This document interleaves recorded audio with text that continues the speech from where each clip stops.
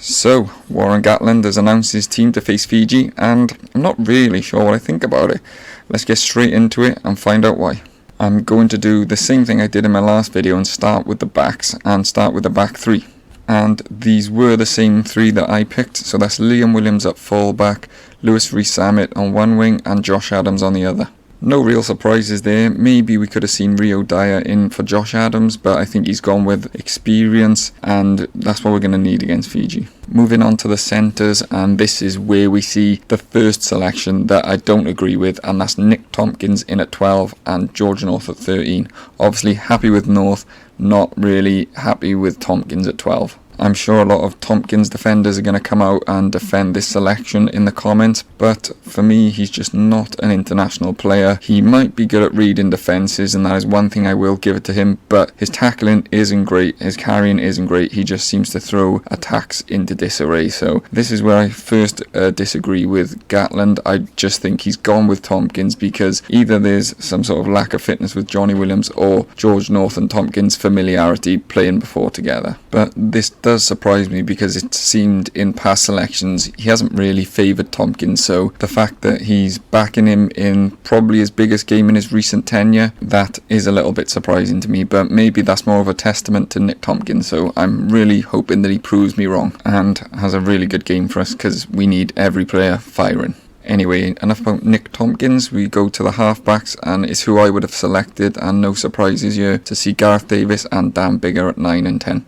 Like I said in my previous video, I think it was a pretty close shootout between Gareth Davies and Thomas Williams, but I would have picked Gareth Davies. As I said in my other video, they've just got a chemistry and an understanding, and they're just big game players. Also, Thomas Williams can come on and make a real impact off the bench with his flair and his ability to sort of break a game a little bit. But as a whole backline, that is practically who I would have picked. I'm just really praying that Nick Tompkins proves me wrong and has a massive performance. But let's move on to the back row, and it's interesting to see the Taulupe Faletau starting at 8. He's obviously fit. I'm really happy to see this because if Gatland says he's ready, then he's ready to me. Gatland says he's been training flat out. He was blowing at the start, but he looks sharp and he's ready to go, so that's great news for Wales. Then we have Captain Jack Morgan and Aaron Wainwright moving to 6.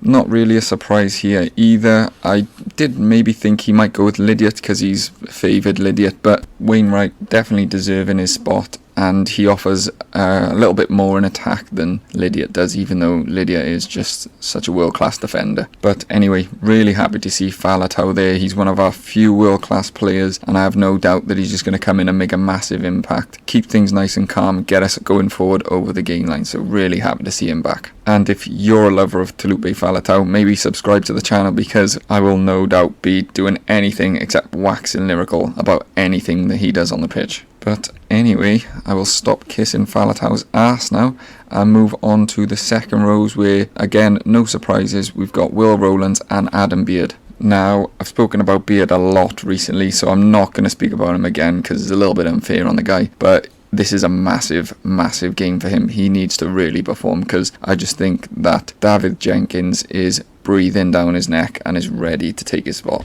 And I'm really hoping the same as Tompkins, the Beard just really proves me wrong, has a big performance and says, look, this is my spot and I'm the big dog. Because realistically, all we all want to see is him just going around, throwing his weight around and just smashing people. But let's see. And finally, rounding off with the front row, obviously a lot of disappointment here. The Derry Lake still is not fit to take the field, so we've got Ryan Elias at hooker, and he's playing alongside Gareth Thomas and Tom Francis.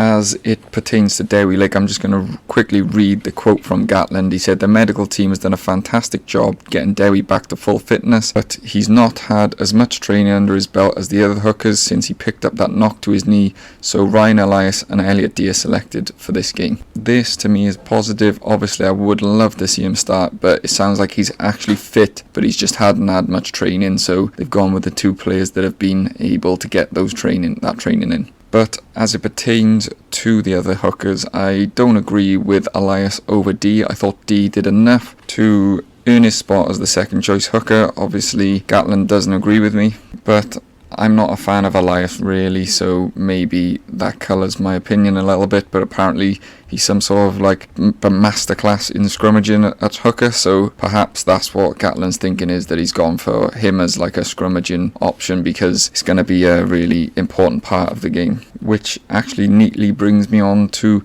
the props. I can understand his selection because Thomas Francis, Gareth Thomas, they're pretty good around the park and they've got a fair bit of experience, but I'm interested to see that on the bench is actually Domachowski and Lewis covering the bench. I was expecting Nicky Smith and Henry Thomas. I thought they were the two best scrummagers out of all the props that we saw in the warm-up game, so I thought he may go for those. I definitely thought they would at least be on the bench, but neither of them making the squad here, so that's an interesting selection. I would be really interested to know what you guys think at home, so hit me up in the comments. Rounding off the pack, we got Dav Jenkins and Tommy Raffel. No real surprises. Maybe we could have seen Basham on the bench with his versatility, or Lydiot, but he's gone with Raffel, and there's no arguments from me. I'm a big fan of Raffel, so I hope he gets an opportunity and makes the most of it. Finishing off, we move on to the three backs. We've got Thomas Williams, Sam Costello and Rio Dyer. Obviously no surprises with Williams. Costello, I think people might have been expecting Anscombe. I did say Costello, but people thought maybe Anscombe with his experience, maybe he's still not fit enough yet, and if that is the case, you gotta wonder why he's was brought into the squad. And then Rio Dyer finishing off the bench. This one did surprise me because I thought he would go with Grady for his versatility.